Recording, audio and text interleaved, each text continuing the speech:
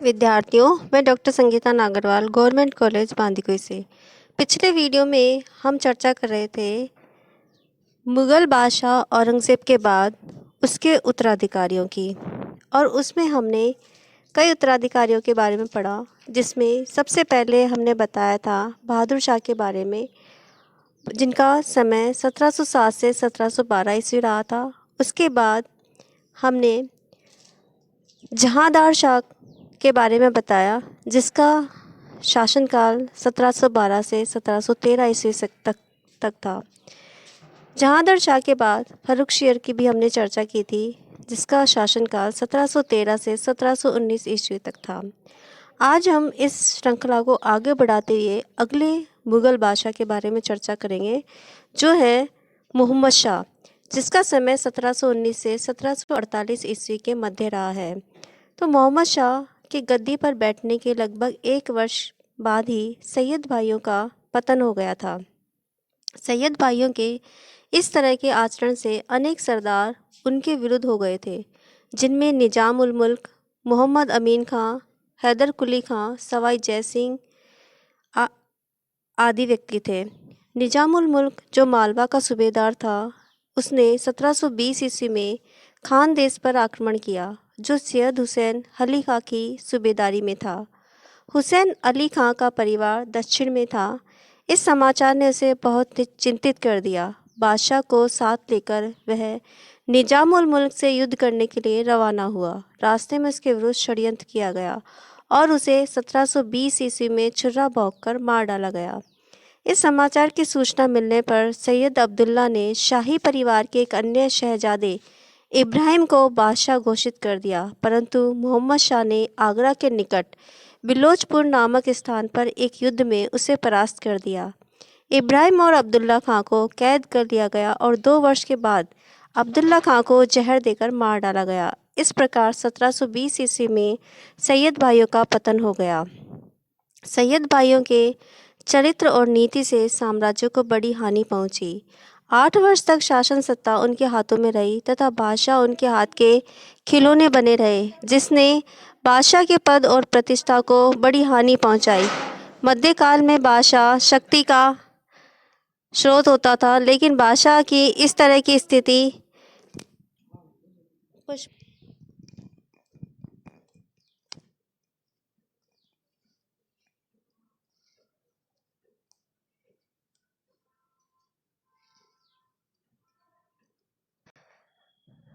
अति योग्य अफसर बिहार के नायब सूबेदार अलीवर्दी खान ने उससे गद्दी छीन ली। उसने 10 अप्रैल 1740 ईस्वी को घेरिया के युद्ध में अयोग्य और निकम्मे सरफराज खां को मार डाला। मुगल बादशाह मोहम्मद शाह इस स्थिति में भी नहीं था कि वह कुछ हस्तक्षेप कर सके। उसने अलीवर्दी खां को इन सूबों का सूबेदार मान लिया, यद्यपि वास्तविकता में ये सूबे अब पूर्णतया स्वतंत्र थे। अलीवर्दी खां नाम मात्र के लिए मुगल बादशाह के अधीन था। अब अपन देखते हैं गुजरात, मालवा और बुंदेलखंड पर मराठों का प्रभाव और मुगल शासक की स्थिति। तब मुगल बादशाह की इस तरह कमज़ोर स्थिति देखकर मराठों ने भी पेशवा बाजीराव के नेतृत्व में उत्तर भारत की ओर बढ़ना शुरू किया। मुगल बादशाह ने गुजरात का सूबेदार मारवाड़ के शासक अभय सिंह को बना रखा था।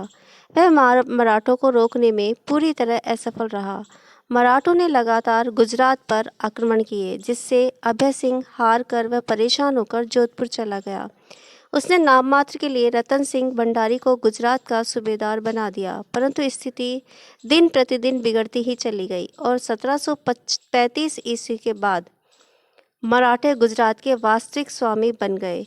यही स्थिति मालवा की भी रही। मराठों ने निरंतर मालवा पर भी आक्रमण किए और 1728 ईस्वी तक एक प्रकार से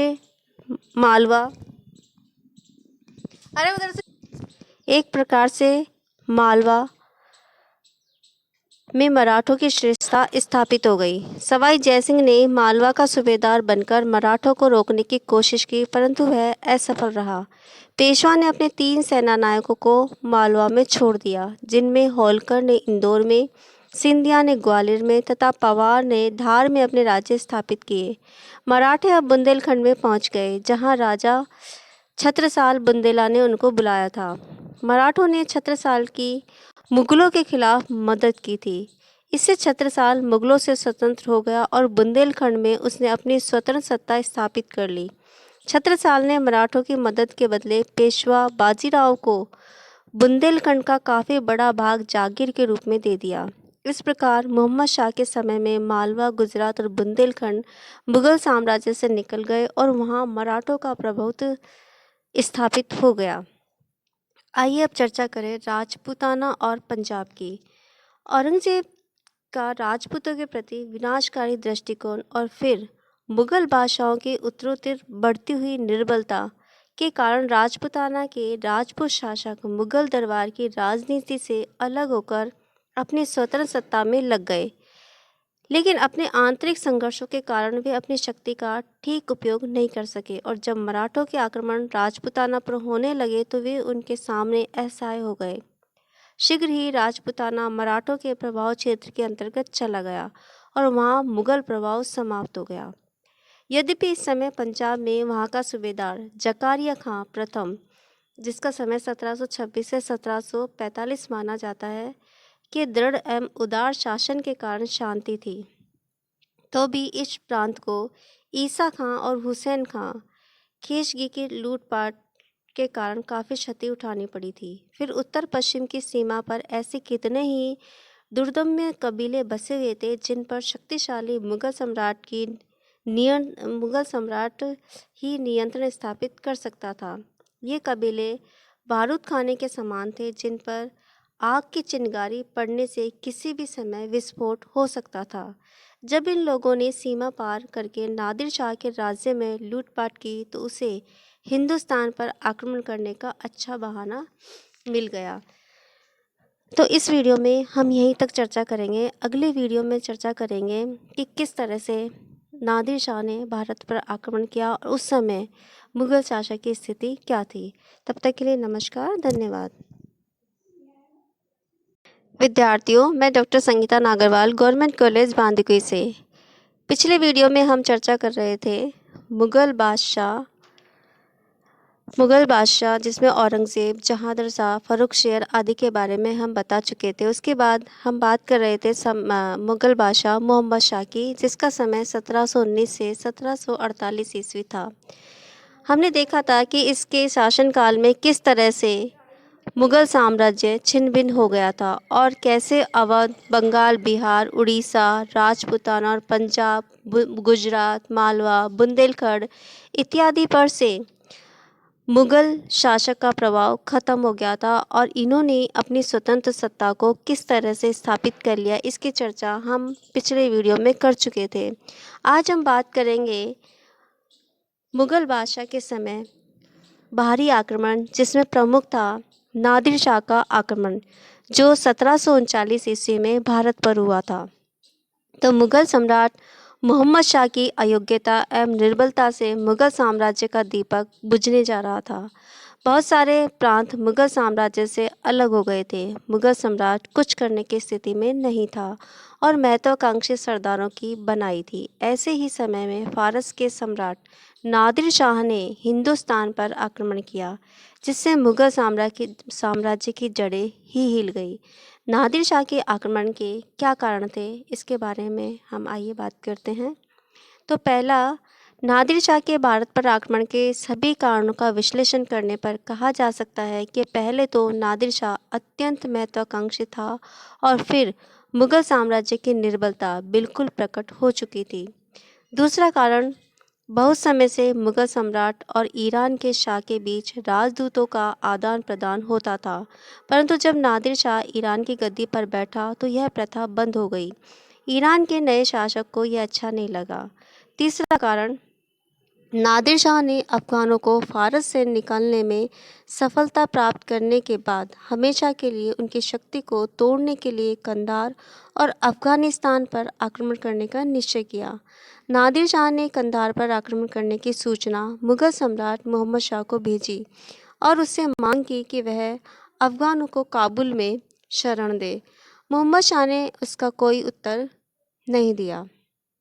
चौथा कारण, 1737 ईस्वी में नादिर शाह ने कंधार पर आक्रमण किया और वहां लड़ाई शुरू हो गई। तब नादिर शाह ने एक दूसरा दूत भेजा और चाहा कि तत्काल स्पष्ट उत्तर मिले, परंतु मुगल बादशाह ने इसका भी कोई उत्तर नहीं भेजा। पांचवा कारण था, कंधार पर अधिकार करने के बाद नादिर शाह ने तीसरा राजदूत भेजा, परंतु मुगल बादशाह से कोई संतोषजनक उत्तर न मिलने पर अब नादिर शाह ने भारत पर आक्रमण करने का निश्चय किया। परंतु आक्रमण करने से पहले उसने यह घोषणा की कि वह मुगल साम्राज्य को मराठों से बचाना चाहता है। हम बता रहे थे कि पांचवें कारण में जब कंधार पर अधिकार करने के बाद नादिर शाह ने तीसरा राजदूत भेजा, परंतु मुगल बादशाह से कोई संतोषजनक उत्तर न मिलने पर अब नादिर शाह ने भारत पर आक्रमण करने का निश्चय किया। परंतु आक्रमण करने से पहले उसने यह घोषणा की कि वह मुगल साम्राज्य को मराठों से बचाना चाहता है। इससे पूर्व कि वह भारतीय सीमा में प्रवेश करे, उसने यहाँ की आंतरिक स्थिति का ठीक परिचय प्राप्त कर लिया था। भारत के प्राय सभी प्रधान अमीरों ने उसके पास सद्भावना पत्र भेजे थे और उसे भारत आने का निमंत्रण दिया था। तो नादिर शाह ने 10 मई 1738 ईस्वी को उत्तरी अफगानिस्तान में प्रवेश किया और 31 मई को उसने गजनी जीत लिया। मुगल सूबेदार वहां से भाग गया। फिर नादिर शाह ने काबुल पर चढ़ाई की। मुगल सूबेदार नासिर खां को सम्राट से कोई सहायता न मिली और वह आक्रमण के समय भाग खड़ा हुआ। इस प्रकार गजनी और काबुल पर नादिर शाह के सूबेदार जकारिया खां ने देखा कि सामना करना असंभव है, इसलिए उसने 12 जनवरी 1739 ईस्वी को आत्मसमर्पण कर दिया। नादिर शाह ने उससे 20 लाख रुपए लेकर सूबेदारी उसी के हाथ में रहने दी। इस प्रकार नासिर खां को भी काबुल और पेशावर की सूबेदारी वापस दे दी गई। लाओ। अब अपन बात करें करनाल युद्ध की, जो 13 फरवरी 1739 ईस्वी को हुआ था। तो आनंद राम मुखलिस ने अपने ग्रंथ तज़किरात उल वाक़ियात में लिखा है, अब नादिर शाह अटक तक सारे प्रदेश पर अधिकार कर चुका था और मोहम्मद शाह व उसके सलाहकार इस भारी खतरे की ओर से कब तक आंखें बंद रख सकते थे। अब उनकी समझ में आया कि जिस शत्रु से उन्हें लड़ाई लड़नी है वह साधारण व्यक्ति नहीं है। तब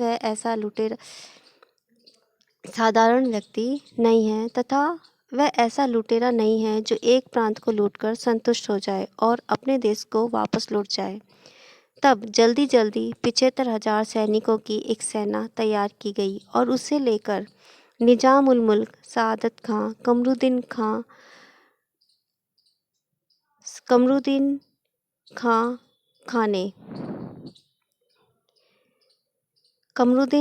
खां ने इत्यादि और सम्राट स्वयं करनाल तक बढ़ते गए और वहां उन्होंने पड़ाव डाला। सादत खान ने अब अन्य लोगों के मना करने के बावजूद भी बिना ठीक व्यवस्था किए ईरानी सेना पर आक्रमण कर दिया। यह देख खाने दौरान भी उसकी सहायता के लिए चल पड़ा। सम्राट और निजामुल मुल्क के अधीन सेना भी अब तैयार होने लगी। इस प्रकार भारतीय सेना का न कोई प्रधान सेनापति था, न कोई योजना थी। ऐसी सेना को हराने में नादिर शाह जैसे अनुभवी और कुशल सेनानी को देर नहीं लगी। प्राय 3 घंटे में करनाल का युद्ध समाप्त हो गया। खाने दौरान वीरतापूर्वक लड़ता हुआ घायल हुआ और बाद में मारा गया तथा सादत खां को बंदी बना लिया गया। पराजित बादशाह ने निजामुल मुल्क को नादिर शाह के कैंप में भेजकर संधि की बातचीत चलाई। संधि के अनुसार निजामुल मुल्क ने नादिर शाह को 50 लाख रुपया देने का वादा किया, जिसमें से 20 लाख रुपए तत्काल देने थे और बाकी नादिर शाह के अटक पार जाने पर दिए जाने थे। इसी बीच सम्राट ने खाने दौरान की मृत्यु होने पर मीर बख्शी का खाली पद निजामुल मुल्क को दे दिया। अवध का सूबेदार सादत खां इस पद के लिए बड़ा लालची था, अतः वह नादिर शाह को ज़्यादा मांग करने और दिल्ली जाने हेतु उकसाने लगा। तब नादिर शाह ने निजामुल मुल्क और सम्राट को कैद कर लिया और दिल्ली के लिए रवाना हो गया। अब देखते हैं दिल्ली का कत्लेआम। अब नादिर शाह ने दिल्ली में प्रवेश किया, जहां मोहम्मद शाह ने उसका स्वागत किया। 22 मार्च 1739 ईस्वी को दिल्ली में दंगा हो गया और तथा नादिर शाह के मारे जाने की अफवाह फैल गई। इसके परिणाम स्वरूप नादिर शाह के कई सैनिक मारे गए। इस दुर्घटना से नादिर शाह की क्रोध अग्नि भड़क उठी और उसने दिल्ली में कत्लेआम का आदेश दे दिया। करीब 8 घंटे तक दिल्ली में कत्लेआम हुआ। चांदनी चौक, सब्जी मंडी, दरीबा बाजार और जामा मस्जिद के आसपास के मकानों में आग लगा दी गई। सब कुछ भस्मीभूत हो गया। लगभग 20,000 निरपराध नागरिक कत्ल कर दिए गए। नगरवासियों को भिन्न भिन्न प्रकार की यातनाएं देकर धन व आभूषण वसूल किए गए। नादिर शाह करीब 2 महीने दिल्ली में रहा। उसने मुगल सिंहासन पर बैठकर अपने नाम का खुतबा पढ़वाया और अपने नाम के सिक्के डलवाए। अनेक बहुमूल्य पदार्थ, जिसमें कोहिनूर हीरा तथा शाहजहाँ का तख्ते ताउस सम्मिलित था, नादिर शाह के हाथ लगा। यह सारा माल व धन करीब 70 करोड़ का था। मोहम्मद शाह ने एक संधि के अनुसार सिंधु नदी के पश्चिम का सारा प्रदेश नादिर शाह को देना स्वीकार किया। उसके बदले में उसने अपने हाथ से मोहम्मद शाह को फिर ताज पहनाया और आदेश दिया कि भविष्य में खुतबा, सिक्का और फरमान में सम्राट मोहम्मद शाह का ही नाम रखा जाए। और उसने दिल्ली में दरबार करके सभी अमीरों को सम्राट की आज्ञा मानने का परामर्श दिया। बाद में औरंगजेब के पोते और कामबख्श के लड़के आइजदान की लड़की की शादी नादिर शाह के पुत्र के साथ की गई। इसके बाद लगभग 15 करोड़ रुपए नगद के हीरे जवाहरात, अनगिनत मूल्यवान वस्तुएं तथा फ्रेजर के अनुसार 100 हाथी, 7,000 घोड़े, 10,000 ऊँट, 100 नाजिर, 130 लेखक, 200 सुनार, 300 कारीगर, 100 संगत राज तथा 100 बढ़ई लेकर नादिर शाह अपने देश को लौट गया। पंजाब के गवर्नर ने नादिर शाह को प्रतिवर्ष 20 लाख रुपया देने का या भेजने का वादा किया। कुल मिलाकर सारांश यह है कि महान मुगलों ने पिछले 200 वर्षों में जिस संपत्ति का संग्रह किया था, वह थोड़े समय में ही एक हाथ से दूसरे हाथ में चली गई। अब हम देखते हैं नादिर शाह के इस आक्रमण का क्या प्रभाव पड़ा। तो नादिर शाह के आक्रमण ने मुगल साम्राज्य की रही सही प्रतिष्ठा को धूल में मिला दिया। इससे जहां मुगल साम्राज्य के विघटन की गति तीव्र हुई, वहीं विश्व के सामने उसकी कमजोरी स्पष्ट हो गई। विशेषकर यूरोपीय साहसिक लोग जो भारत के साथ व्यापार कर रहे थे, ध्यान से भारत की राजनीतिक स्थिति का निरीक्षण अपने लाभ के लिए करने लगे। दूसरा, मुगल साम्राज्य के उत्तर पश्चिम के पार के प्रांत, जिसमें अफगानिस्तान भी शामिल था, अब सदा के लिए बाबर के वंशजों के हाथ से निकल गए। काबुल को, जो भारत की सुरक्षा का सबसे बड़ा गढ़ था, विदेशियों के हाथों में चले जाने से भारत की उत्तर पश्चिमी सीमा असुरक्षित हो गई और विदेशियों के आक्रमण का खतरा बढ़ गया। तीसरा प्रभाव, नादिर शाह के आक्रमण ने मुगलों की केंद्रीय सरकार को अस्त व्यस्त कर दिया। सम्राट की प्रतिष्ठा समाप्त हो गई, जिससे मुगल सरदारों की बनाई, उनकी महत्वाकांक्षा बढ़ी और उन्हें मनमानी करने का मौका मिला। वस्तुतः मुगल साम्राज्य का पूर्ण पतन हो गया। ऊपर से तो साम्राज्य दिखता रहा, लेकिन प्रांताध्यक्ष पूर्ण रूप से स्वतंत्र हो गए और ऊपरी तौर पर मुगल साम्राज्य के साथ जुड़े रहे। अब चौथा प्रभाव देखते हैं। इस आक्रमण ने दिल्ली को तबाह कर दिया। असंख्य आदमी मारे गए। अपार संपत्ति, कोहिनूर हीरा, शाहजहाँ का तख्ते ताउस, जवाहरात, हाथी, घोड़े और अन्य मूल्यवान अनगिनत वस्तुएं हिंदुस्तान से चली गई। यहाँ तक कि शाही कोष में एक पैसा भी नहीं रहा। धन और जन की अपार हानि हुई। कुल मिलाकर नादिर शाह के हमले ने मुगल साम्राज्य की बची कुची शक्ति और सम्मान को नष्ट कर दिया। 1748 ईस्वी में मोहम्मद शाह की मृत्यु हो गई। यह अंतिम मुगल सम्राट था जो शाहजहाँ के तख्ते ताउस पर बैठा और बाद में यह तख्ते ताउस नादिर शाह के साथ चला गया। मोहम्मद शाह के समय में मुगल साम्राज्य छिन्न भिन्न हो गया।